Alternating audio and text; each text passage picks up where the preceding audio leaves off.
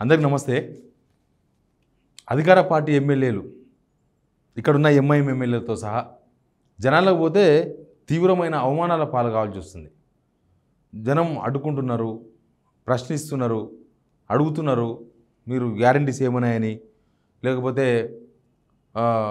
అసలు మాకు ఏ స్కీమ్ రాలేదని, సంవత్సరాల తర్వాత మీరు ఏ ముఖం పెట్టుకొని జనాలకు వచ్చిండ్రని. అంటే ఒక్క ఎమ్మెల్యే ఇద్దరు ఎమ్మెల్యేలు కాదు.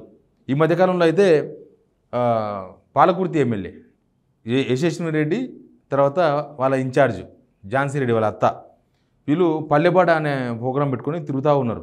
మొత్తం అటికెలు మొత్తం ఎక్కువ ఇవే ఉన్నాయి కదా, తాండాలే ఉన్నాయి కదా, తాండాలో తిరుగుతున్నారు. వాళ్ళకైతే రోజు వాళ్ళు బయటికి పోవడం, జనాలంతా అడ్డుపడడం, ఆ ఊరు నుంచి మళ్ళీ వెళ్ళిపోవడం వెనుకకు. ఇది ప్రతిరోజు జరుగుతున్న కార్యక్రమం. 2 days నుంచి జరుగుతుంది. ఏ ఊరికి పోతే ఆ ఊరు అడ్డుకుంటున్నారు, ఏ తాండ పోతే ఆ తాండాలు అడ్డుకుంటున్నారు. ఇంకా మిగతా ఎమ్మెల్యేల పరిస్థితి అట్లే ఉంది. దీని మీద మాట్లాడదాం. మాట్లాడకన్నా ముందు సబ్స్క్రైబ్ చేసుకోవడం మాత్రం మర్చిపోవద్దు. నేను మీకు ఒక విజువల్ చూపిస్తా. ఈ విజువల్ అక్కడిదే.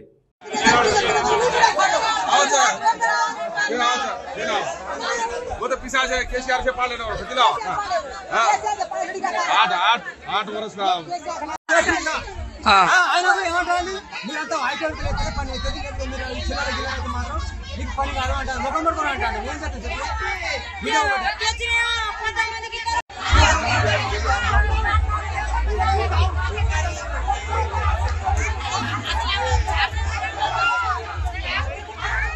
ఇదంతా జరిగింది ఎక్కడంటే మహబూబాబాద్ జిల్లా పెద్దవంగర మండలం మెత్యాతండ గ్రామంలో అంట. పల్లెపాడ కార్యక్రమంలో పాల్గొన్నారంట.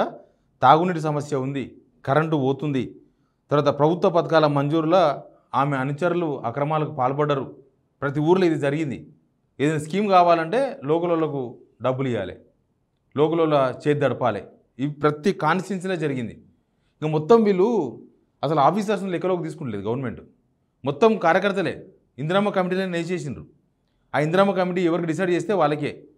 ఇందిరమ్మ కమిటీ నిండా ఉండేది కాంగ్రెస్ వాళ్ళే. ఎవరికి ఇస్తారు వాళ్ళు? వాళ్ళ కాంగ్రెస్ కార్యకర్తలకే ఇచ్చుకుంటారు. కార్యకర్తల్లో కూడా ఎవరైనా అటు ఇటు ఉంటే వాళ్ళకు కూడా ఇవ్వరు. వీరు పక్కా మావోడని తెలిసినప్పుడే ఆయనకు ఇందిరమ్మ ఇల్లు వస్తుంది, పక్కా మావోడే అన్నప్పుడు ఆయనకు ఇంకో స్కీమ్లో ఎలిజిబుల్ అవుతారు. 2 ప్రధానమైన కారణాలు. ఒక యశస్విని రెడ్డిని మాత్రమే కాదు, వీళ్ళు ఈ మధ్యకాలంలో ఇట్లాంటి అవమానాల పాలైంది యశస్విని రెడ్డి ఒకటే కాదు. మురళీ నాయక్ మహబూబాబాద్ ఎమ్మెల్యే, ఆయన పోతే కూడా అట్లాంటి పరిస్థితి వచ్చింది.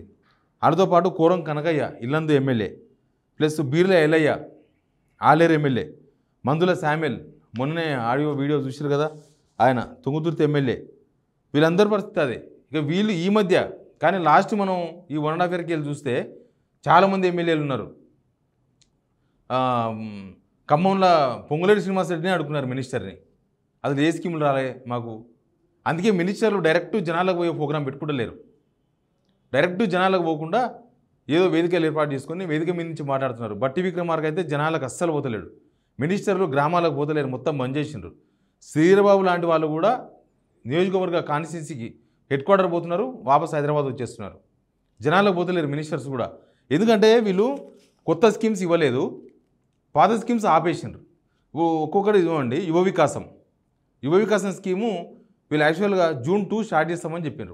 ఎప్పటి నుంచో ఊరించి అప్లికేషన్లు తీసుకొని 16 లక్షల అప్లికేషన్లు వస్తే దాంట్లో 4 లక్షల మందిని ఫైనల్ చేసి రకరకాల కండిషన్లు పెట్టి సెలక్షన్ అయిపోయిందని చెప్పి లిస్టులు తయారు చేసి ఆ లిస్టులు అతికిచ్చేసి ఇంకా అయిపోతుంది. June 2 తెల్లారితే పత్రాలు ఇస్తారు, ఎంపిక పత్రాలు ఇస్తారనుకునే లోపల పోస్ట్పోన్ చేసినారు.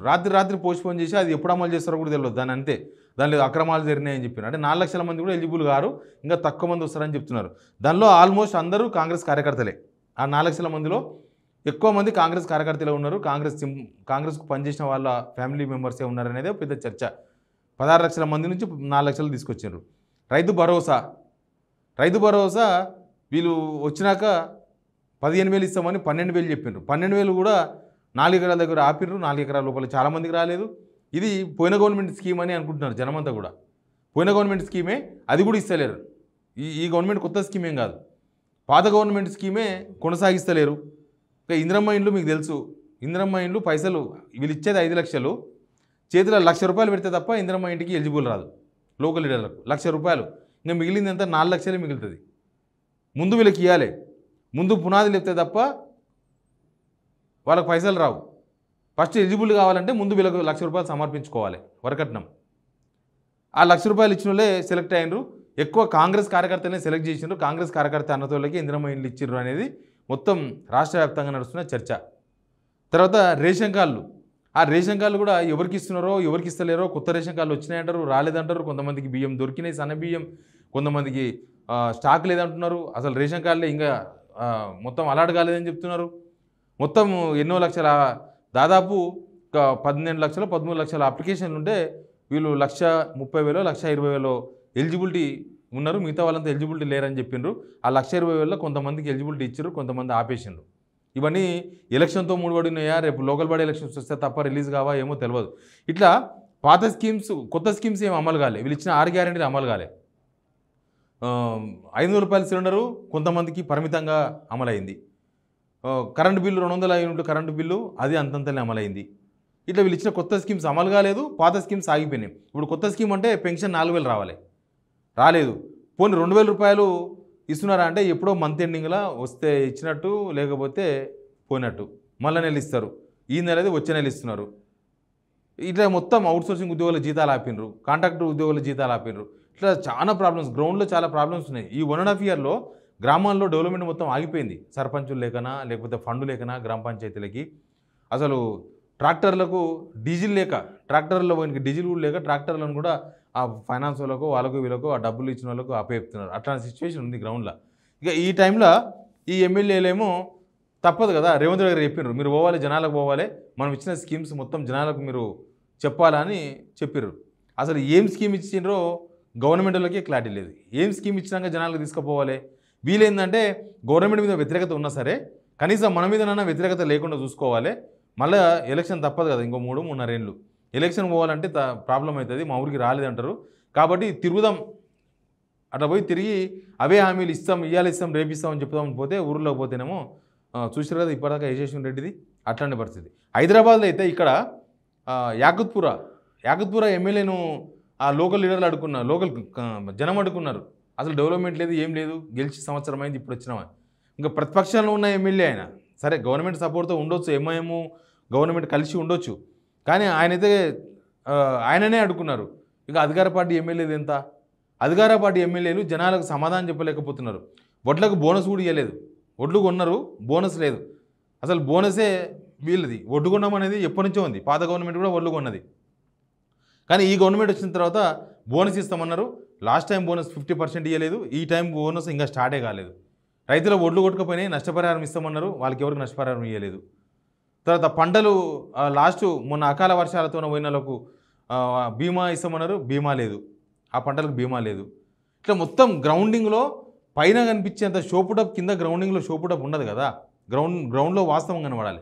షోపుటప్ హైదరాబాద్లో చేయొచ్చు, సెక్రటేరియట్లో చేయొచ్చు, వాళ్ళ క్యాంప్ ఆఫీస్ అంటే రేవంత్ రెడ్డి ఇంట్లో కూడా చేయొచ్చు. షోపుటప్ అంటే మనం అన్ని ఇచ్చినాం అని చెప్పుకోవచ్చు. కానీ వచ్చిన వాళ్ళకి తెలుస్తుంది. ఇక ఎవరు బీఆర్ఎస్ వాళ్ళు చెప్పాలని అవసరం లేదు, జనాలకు బీజేపీ వాళ్ళు చెప్పాలని అవసరం లేదు, ఎవరు చెప్పాలని అవసరం లేదు. వచ్చిన వాళ్ళకు వాళ్ళకి తెలుసు వచ్చిందని. రుణమాఫీ కానోళ్ళు అయినోళ్ళు, రుణమాఫీ అయినోళ్ళు సపరేట్ కాకుండా ఉన్నారు, తక్కువ మంది ఉన్నారు. రుణమాఫీ కానోళ్ళు చాలా మంది ఉన్నారు, వాళ్ళంతా రోడ్ ఎక్కుతున్నారు, మాకు రుణమాఫీ కాలేదని చెప్తున్నారు. ఊర్లోకి పోతే ఫస్ట్ ఎవరు పోయినా సరే, ఎమ్మెల్యేలు పోయినా మినిస్టర్లు పోయినా ఫస్ట్ వీళ్ళ ముఖం మీద అడిగే ప్రశ్న మాకు రుణమాఫీ రాలే, ఎప్పుడు ఇస్తారు, మాకు రైతు భరోసా రాలే, ఎప్పుడు ఇస్తారు. ఇంకా మహిళలు కలిస్తే తులం బంగారం ఏమైంది, మా కళ్యాణ లక్ష్మి సంవత్సరం అయింది పెళ్ళి ఇంతవరకు రాలేదు. అన్నివే నడుస్తున్నాయి. గవర్నమెంట్ ఇక్కడుండి మీరు ఓండి జనాలకు తీసుకుపోండి స్కీమ్స్, ఇట్లాంటి ప్రగల్భాలు ఇక్కడ పలకొచ్చు. కానీ గ్రౌండ్లో పోతే ఆ సమస్య ఏందో ఇప్పుడు పోతున్న ఎమ్మెల్యేలకు తెలుసు. అసలు వాళ్ళను మాట్లాడిస్తలేరు. ఇక్కడైతే ఝాన్సీ రెడ్డి గారు ఆ తాండా నుంచి పోలీసుల సాయంతో సైరన్ వేసుకొని వెళ్ళిపోయారు, పారిపోయారు చెప్పాలంటే అక్కడి నుంచి. నిన్న కూడా ఒక తాండా పోయారు, అదే జరిగింది తాండాలో. అక్కడ కూడా అడుక్కున్నారు.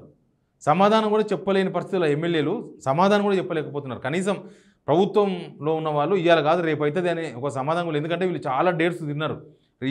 మార్చి 31 చూశారు కదా రైతు భరోసా, తర్వాత June 2 అయిపోయింది కదా రైతు భరోసా, రుణమాఫీ డెడ్లైన్లు చూశారు కదా. ఇట్లా మొత్తం డెడ్లైన్లన్నీ అయిపోయినాయి. వీళ్ళు చెప్తే నమ్మే పరిస్థితులు లేరు, కనీసం చెప్పడానికి కూడా ముఖం జరుపుతలేదు. ఇది రాష్ట్రంలో ఉన్న ఎమ్మెల్యేల పరిస్థితి. Please subscribe signal TV.